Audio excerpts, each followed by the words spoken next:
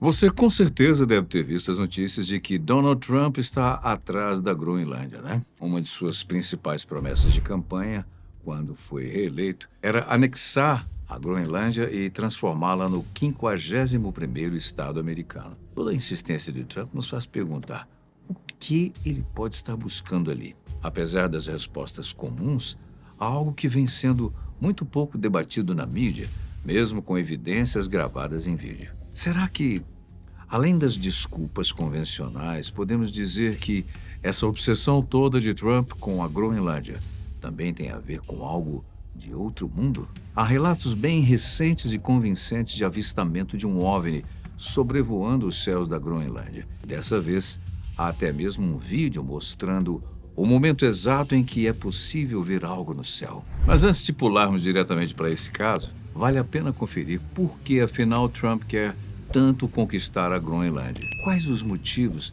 que ele mesmo alega? Na verdade, não existe um único motivo para que a Groenlândia esteja tão em pauta atualmente, mas vários. E dentre as várias razões, há uma bem direta. A menor distância entre a Rússia Ocidental e os Estados Unidos passa pela Groenlândia. É essa, inclusive, a grande alegação de Trump sobre os seus motivos. Ele segue afirmando na mídia que essa é uma área estratégica para a defesa dos Estados Unidos. E mesmo que nem a Rússia nem a China tenham demonstrado nenhum interesse no país, ainda assim Trump diz que precisa dele para a defesa nacional. Mas então isso quer dizer que atualmente não há nenhuma defesa por lá? Bom, na verdade há uma defesa.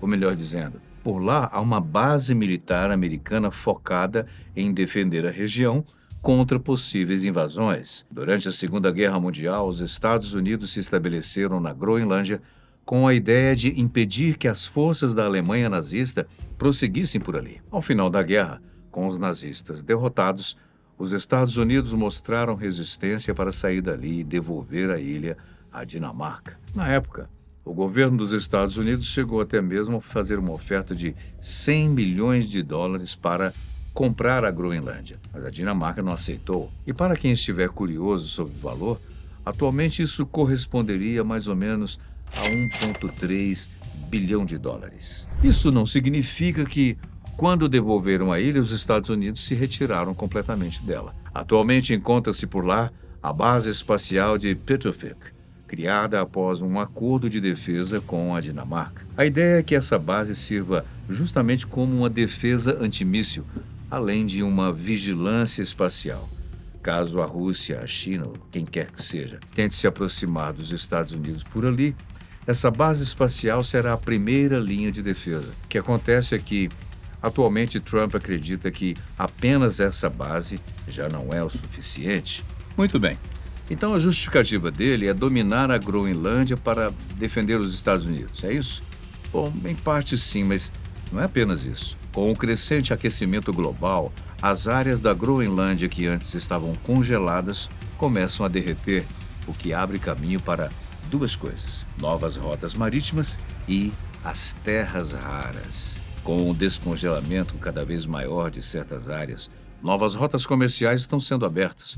Agora é até mesmo possível, por exemplo, realizar navegações muito mais rapidamente. E por último, mas definitivamente não menos importante, as tão faladas terras raras também pesam bastante na decisão de Trump, apesar dele próprio tentar negar. A Groenlândia possui uma enorme riqueza mineral, o que inclui não apenas o urânio, mas bilhões de barris de petróleo e gás. O clima hostil sempre dificultou bastante para que essa riqueza fosse extraída. Mas lembra-se como o aquecimento global vem abrindo novas rotas comerciais? Pois é, a expectativa é que em poucos anos se torne cada vez mais fácil extrair essas riquezas do local. Tudo isso é utilizado por Donald Trump como uma espécie de justificativa do porquê os Estados Unidos devem conquistar a Groenlândia. Inclusive, no dia 19 de janeiro de 2026, ele chegou até mesmo a enviar uma carta ao primeiro-ministro da Noruega, dizendo que, considerando que o seu país decidiu não me conceder o Prêmio Nobel da Paz por ter impedido mais de 8 guerras, não me sinto mais obrigado a pensar apenas em paz. Preciso agora pensar no que é bom e apropriado para os Estados Unidos. As palavras dele apenas aumentam a tensão de que um grande conflito possa estar prestes a estourar, seja por motivos de segurança, pela conquista de terras raras ou até mesmo por não ter ganhado o seu tão sonhado Nobel da Paz. Certo, agora que tudo isso está claro e as motivações foram explicadas, onde entra o OVNI em toda essa história? Você deve estar se perguntando. A hipótese de OVNIs no Ártico começou a circular pela mídia em junho de 2025, através do pesquisador e ufólogo dinamarquês groenlandês Martin Kleist. Martin compartilhou imagens e vídeos de um suposto OVNI sobrevoando a Groenlândia. E apesar de ter alertado o Comando de Defesa dinamarquês, nunca obteve nenhuma resposta por parte deles. Agora, ele se pergunta se isso não seria um dos motivos pelos quais os americanos parecem tão ansiosos para conquistar a Groenlândia. Afinal de contas, sabemos que desde a Segunda Guerra Mundial, os norte-americanos já estão de olho naquele local. Então, o que justificaria um cronograma tão urgente? Por que essa urgência assim de repente, né? Bom, para explicar melhor essa história, Martin Kleist participou do programa Reality Check, onde aproveitou para comentar o assunto.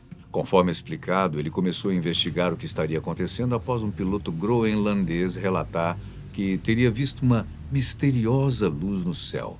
Muito além do que apenas um relato, dessa vez ele também tinha em mãos um vídeo. No vídeo é possível observarmos uma luz circular extremamente brilhante no céu noturno da Groenlândia. E o estranho é que não há nenhum registro de que uma espaçonave, ou mesmo um drone, tenha sobrevoado o céu naquele exato momento. Ao comentar sobre o que viu, Martin declarou: "Acho que fiquei chocado. Também vimos uma luz lá em cima. Não era aquela luz, mas vimos uma luz lá em cima que surgiu, completamente vermelha e simplesmente desapareceu. E eu me lembro de pensar, o que é isso que eu estou vendo?" Essa é a pergunta que permanece sem resposta. Pois não se tratava de um avião comercial, um satélite, não havia nem mesmo drones registrados naquela hora da noite. Além de Martin Kleist e o piloto groenlandês, esse parece ser um avistamento bastante comum na região. Os relatos de misteriosos objetos voadores pela região são quase diários. Além disso, há outros componentes importantes nessa história e que Martin abordou em sua entrevista ao Reality Check.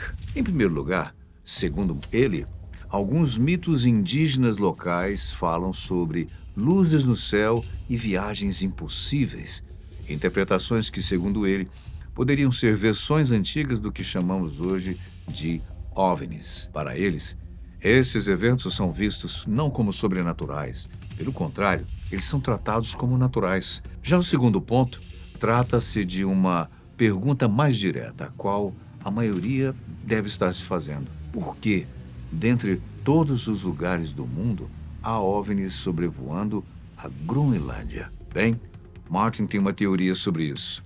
Lembra-se das terras raras que existem por lá? Pois é, ele afirma que, historicamente, há relatos de objetos voadores sendo observados em locais próximos à mineração de certas substâncias, sendo que o urânio, presente na região, pode ser o que atraiu esses visitantes de outro mundo.